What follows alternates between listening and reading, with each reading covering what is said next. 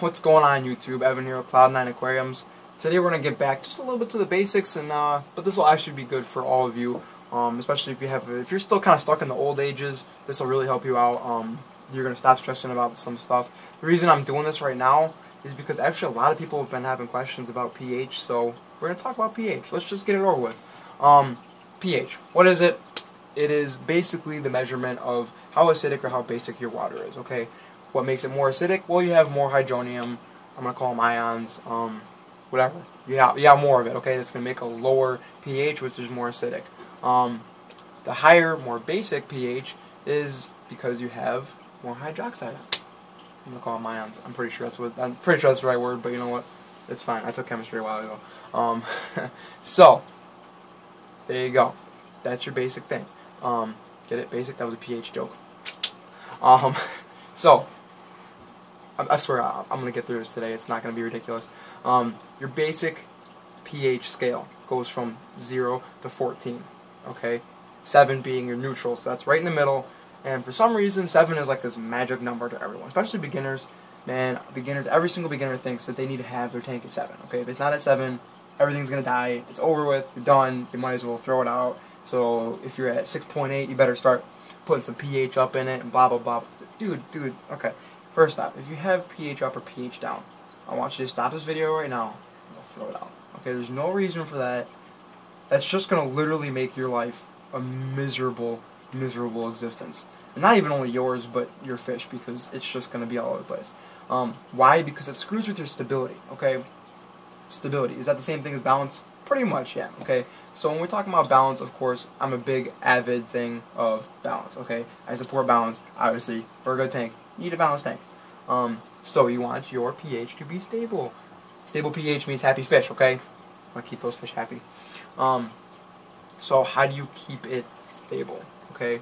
Well, the first thing is you want to check what your pH is, okay? So, how often do I check it? If you have a very balanced tank, you know, you've had it set up for years and years and years, you know, you could probably get away with once a month. I would recommend doing it every time in maintenance, okay?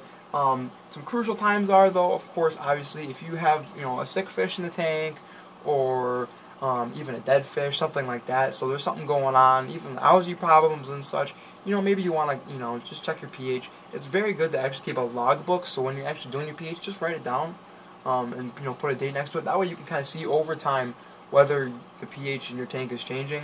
Sometimes that can actually be an early sign of, got a little hair in my mouth, so that's going to be awkward. I got sorry guys, this video has been just going like this all day. This is like the 5th time I made it, I promise you. But sometimes that can actually be a telltale sign that you're going to have your tank is aging. So say you're going to have old tank syndrome coming up, so maybe you want to start cleaning up a little bit, and maybe you're not getting enough out, so that could be something you want to worry about. But for the most part, you're really looking for is stability, so you want it to kind of just stay the same. Now, naturally, your pH is actually going to change. So, don't flip out. It's going to be okay. We're going to get through this together, I promise. It may drop at night, okay? That's just a fact of life. Especially those of us who have planted tanks. I don't know anybody around here who has one, but, oh wait, that's right. So, definitely some of us who have really planted tanks, we're going to see a little bit of a pH swing. Now, is it going to be so much that your fish are going to stress out and blah, blah, blah? No, it's not a big deal. Don't worry about it. Just know that if you test your tank, say, pretty late at night after your lights have been off for a while, your pH may be completely different if you tested it in, say, the middle of the day. Now, by completely different, I don't mean it's not going to go from 5.5 to 8, okay? If you got a problem like that, believe me, it's not because your plants are respirating. You got something a lot worse. Probably Loch Ness Monster, in fact. Yeah, so the reason, getting back on track, the reason is because your plants are actually releasing CO2 at night. Imagine that. So that's actually going to most likely make your pH swing just a little bit.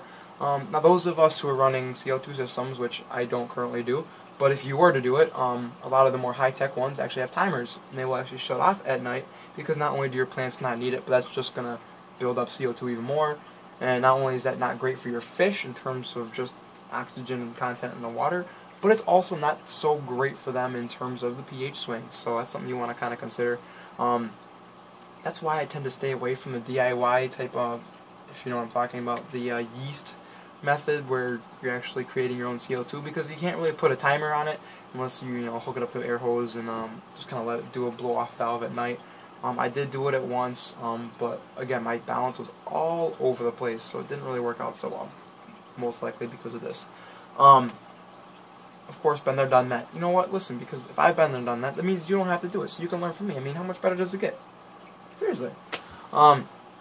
One thing with higher pH too is it actually kind of increases the toxicity of ammonia, which of course doesn't really do so well for your fish. Your fish don't like it, so that's kind of another reason to keep your pH a little bit lower. You don't want a super high pH. So basically, how do you keep your pH stable?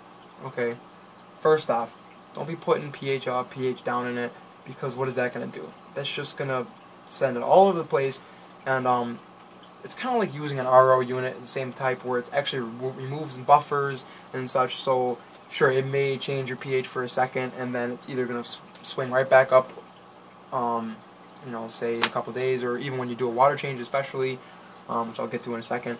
Or it's just not great. If you're trying to change your pH from, say, 8 to 6.5, okay, you don't want to do that in a day. Okay, that's a big swing. You really don't want to go more than, Personally, I've heard more than a point. Okay, so when I say a point, you don't want to go from more than 6 to 7, 7 to 8. You don't want to do any more than that in a day, just because your fish can't take it. It's the same thing. You don't want to do a drastic temperature change. Why do you float your bag? Okay, I mean, you should be doing the drip method. I mean, come on, people, watch my video. If you haven't watched the drip method, come on, what are you doing with your life?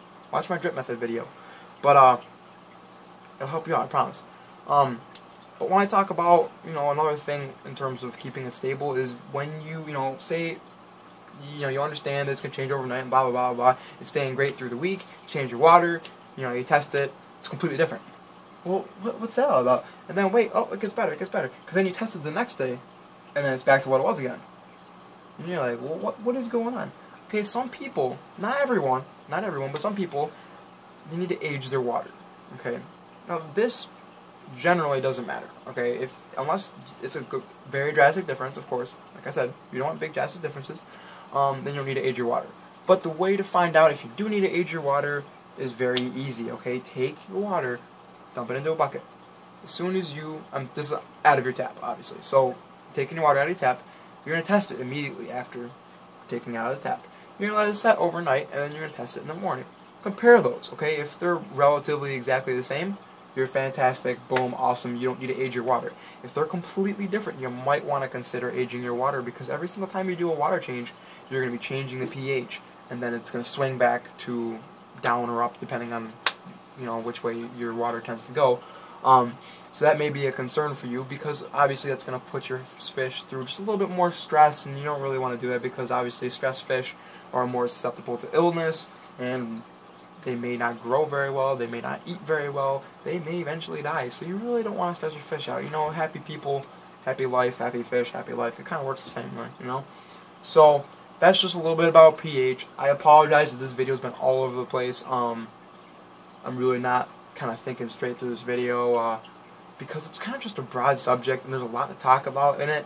But at the same time, you don't want to drag this video on for 15, 20 minutes, because ain't nobody got time for that, okay? It's just how it is. But hope you guys are having a good week. I got off early today and it was awesome. That's probably why I'm not thinking great, because I've been in my fish tanks for about 6 hours today, just cleaning stuff up.